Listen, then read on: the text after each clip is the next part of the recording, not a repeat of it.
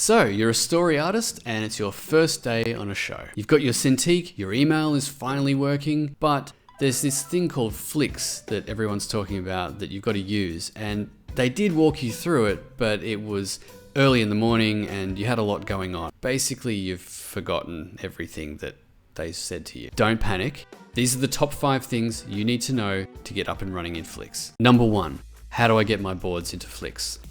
Okay, so Flix is the hub that everyone is using to create the story. So the first thing you need to do is get your storyboards into Flix. This makes sure that they're all backed up and everyone can see them. You can simply drag and drop image files into Flix's panel browser, but if you're working in Photoshop, there's this whole tool set just to interact with Flix. Not only can you send the entire PSD file with all the layers intact, you can also just send specific layers or a cropped part of an image, or create a panel using a layer comp. Flix always cleans up the file, so it only uses the visible layers. That way you're not sending a massive PSD file all the time. But you can set it so that the original PSD is backed up in Flix, should you ever need to reopen it. Be sure to check out the documentation to learn exactly what every single button does, but these will make your life a lot easier. If you're working in Storyboard Pro, use the Storyboard Pro import button in Flix to bring in your SBoard file, and Flix will create an entire sequence using the dialogue and timings that you've set in Storyboard Pro. Easy. Number 2, panel ID, panel index. What's the difference? Each panel in Flix has a unique ID, which will never change, to ensure everyone in the production is referring to the same panel. If you were to swap the positions of 2 panels, for example with IDs 30 and 39, then their unique IDs would be in this order, 39 and 30. The number next to the panel ID is the panel index. This indicates the position of the panel within a sequence revision. This number, unlike the panel ID, will change based on the position of the panels, and will therefore always be sequential. In the preferences, you can swap the position of the panel ID with the panel index. Go to Panel Browser, swap panel ID with index. The panel index is now shown front and center, while the panel's unique ID is still visible here. Number 3, how do I make changes to panels? When a board needs changes, you can just open it up from the sequence in Flix, rather than digging through folders on your local machine to try to find a file. If you're a Photoshop user, just double click on the panel that you want to change and it opens up in Photoshop.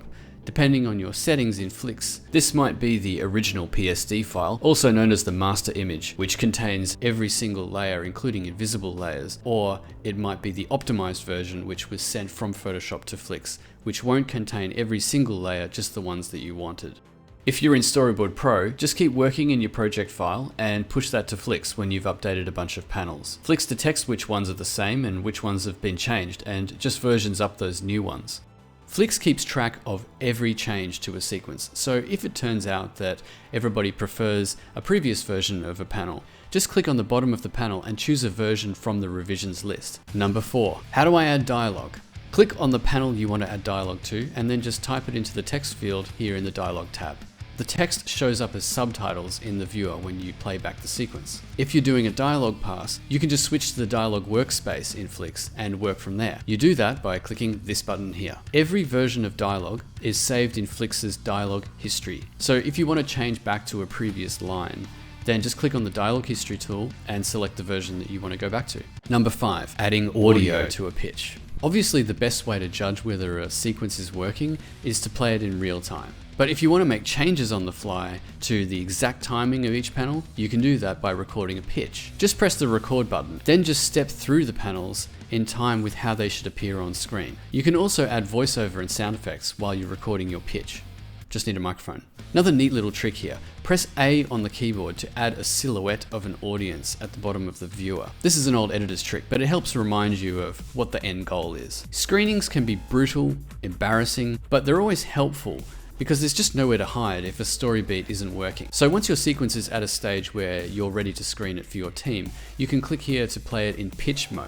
This plays the sequence in full screen and turns off annotations. You can still toggle dialogue on or off, loop the playback, record additional audio, and adjust the volume. That's it. Those are the top 5 things you need to know to just get started in Flix. Of course, there's a lot more, so be sure to check out the documentation. Also, be sure to check out Foundry's Learn site, where you can see loads of video tutorials on all things Flix. Good luck.